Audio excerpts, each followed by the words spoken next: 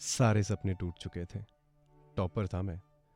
पर अब एग्जाम्स में अंडे मिलते थे, वो भी कबूतर वाले, राउंड राउंड, बड़े बड़े। पढ़ाई की तो हालत इतनी बुरी थी कि हर रोज कोई ना कोई सुनाकर चला जाता था, और मैं इन सब का गुस्सा उस छोटी सी बास्केटबॉल पे निकालता था।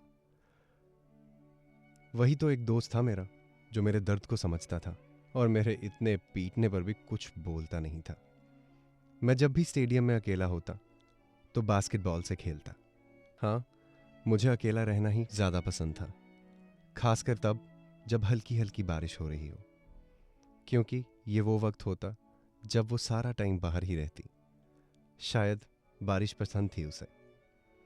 जब भी छोटी छोटी बूंदें उसके चेहरे से टकराती, एक अजीब सी मुस्कान उसके होठों पे ठहर सी जाती, और मैं चुपके से उसे देखता और वो फिर मुंह फेर लेती। शायद मेरी किस्मत में बस इतना ही था, या शायद नहीं। कभी कभी वो मुझे देखती भी थी, बिल्कुल खामोशी से। ऐसा लगता था जैसे उसकी खामोशी मुझसे कुछ कह रही हो। हाँ, जानता हूं, आप पूछोगे तो वो मानेगी थोड़ी ना, इनकार कर देगी। पर सच तो सच है, पसंद तो वो भी मुझे करती थी, दिखता था उसकी आंखों में। अब तो इन सब बातों का दो ही मतलब निकलते हैं, या तो वो दुनिया से डरती है, या फिर उसे मेरे प्यार की कदर नहीं। पर मैंने कभी अपने प्यार में कमी रहने नहीं दी, बस इंतजार करता रहा उसका। पर नहीं आई वो। मैं भी नहीं गया, क्योंकि वो मुझसे बात करना नहीं चाहती, और मैंने भी कभी उसे फोर्स नहीं किया कि मुझसे बात करो। दिल, इस वर्ड का उसके लिए कोई मतलब नहीं था। खुश थी वो अपनी दुनिया में। मैं बस एक अजनबी था उसके लिए, जो उसका था, सिर्फ उसका। पर वो मेरी नहीं थी, उसके दिल में कोई और था। लेकिन इतने दिनों में मैंने थोड़ा सा उसको बदल दिया था। कहते हैं ना, प्यार से पत्थर भी पिघल जाता है। गलत कहते हैं। मेरा प्यार बेअसर था।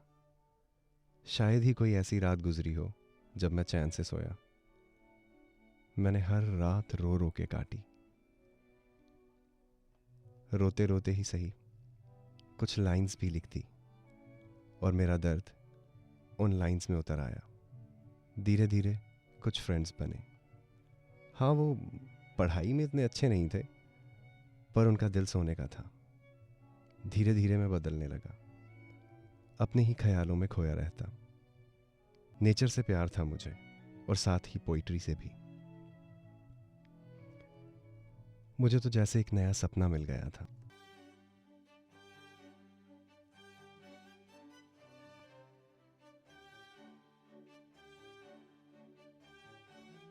और मैं डूब चुका था उसमें। 16 फरवरी 2012, ये वो दिन था जो शायद मैं अपनी आखिरी सांस तक ना भूल पाऊं। वो ब्लू हाउस टी शर्ट में, और आंखों में थोड़ा सा काजल। उस दिन गर्ल्स वाली बस नहीं आई थी, और वो मेरी बस में थी, थोड़ी सी परेशान। शायद उसका पीए से एग्ज़ाम थोड़ा बुरा गया था। चुपचाप अपनी सीट पे बैठी थी।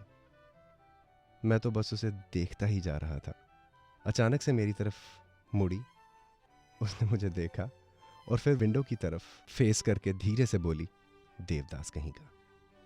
सुनकर थोड़ा अजीब लगा, बिकॉज मैं उसे प्यार करता था, और मैं उसके प्यार में इतना भी पागल नहीं हुआ था कि मैंने दारू पीना शुरू कर दी हो।